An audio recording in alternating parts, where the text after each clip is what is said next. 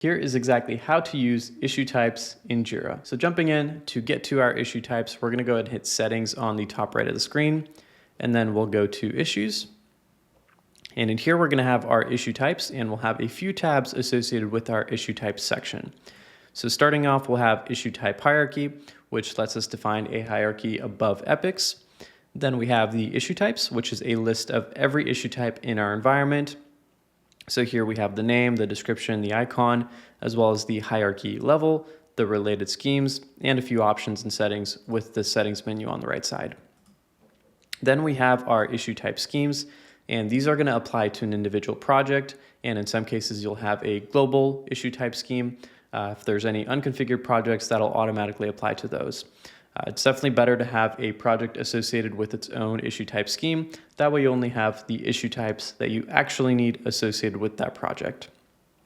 And lastly, our subtasks tab. This is just going to show us all of our subtasks related with our environment.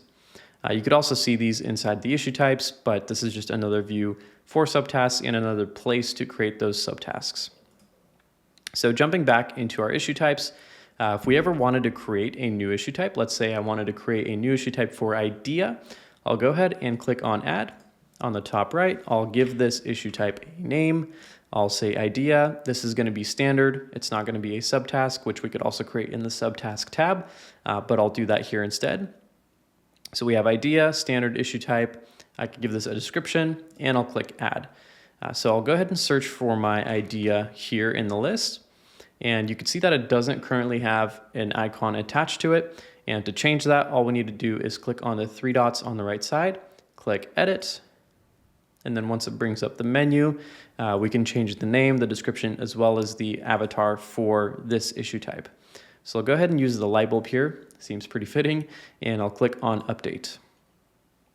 And if I search for my idea issue type one more time, you can see that we now have an icon attached to it. So it's as simple as that to create the issue type, but now if we want to apply the issue type, we could typically do that within the issue type schemes, or what I find easier is just to go into the project itself. So instead of searching through finding the right scheme and the associated project, I might pop open the customer intake project. I'll go to the project settings, and from there I'll click on issue types. And in here we have the issue types available for this project. And if I wanted to add the new idea issue type here, I'll click on actions, edit issue types. And then within this list, I'll find my new issue type, which is idea. There it is. And I'll drag that into the issue types for current scheme and drop. I'll click save, and we should be good to go.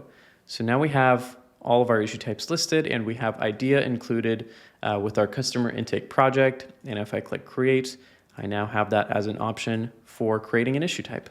So it's as simple as that to create the issue type and to apply it to a project.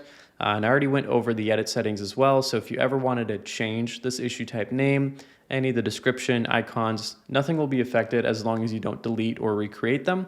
If you edit any of the current issue types, it won't affect anything within your project. All of your existing issues will remain, and you'll be able to just edit any of the details if you ever wanted to. Okay, let's go back to our screen or our issue types. And I wanted to touch on the hierarchy as well. So we have epics by default available in Jira, but oftentimes teams use initiatives as well as themes in some cases as a hierarchy above initiatives, and so on and so forth. We could get pretty crazy with these initiatives here. And we have, again, the epic, which is just a default issue type from Jira, which is the hierarchy of 1. And then I could go through and change this if I'd like to. And same thing with initiative here. I'm not on the premium plan, so I don't have the ability to change it here. But we can see here that we have the hierarchy starting off with subtask. We have story and all other issue types that are standard issue types.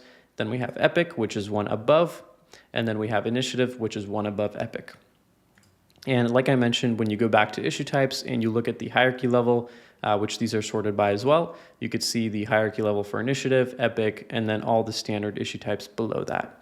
And if you ever wanted to change these, all you had to do is create the issue type, and then we could go in here and add a level if you're on the premium plan. This is not available to anyone on the standard or the free plan, but if you're on the premium plan, you just add a level, and that'll give you a new level of issue types. You add your issue type here. So instead of initiative, I might have idea, and then I'll go ahead and save those changes and my new hierarchy will be applied.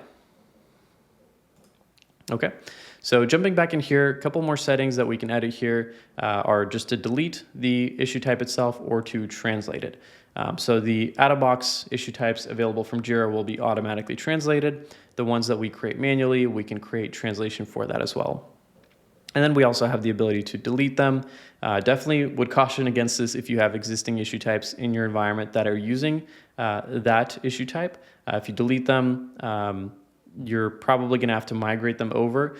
So definitely don't do that unless you have nothing associated with them and you're just cleaning up your issue types within your environment.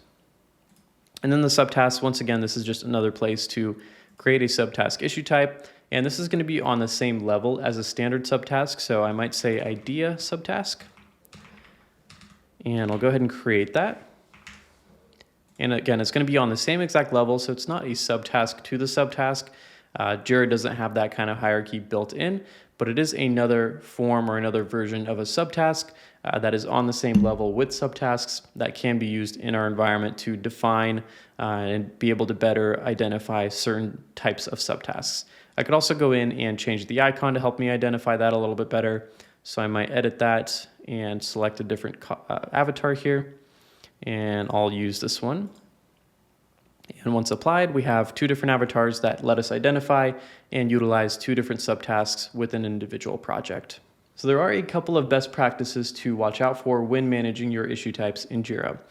The first one is that you typically only want one issue type for that specific thing. So if I have an epic and I want to use an epic issue type across multiple projects, we'll want to keep that epic as is and then just apply that to all those projects that need it. We don't want to create something similar to an epic or an epic 2 or an epic 3 and then apply those to those different projects. That's typically not going to be good practice, and there's almost never a reason to do that since we could just apply one issue type to multiple different projects.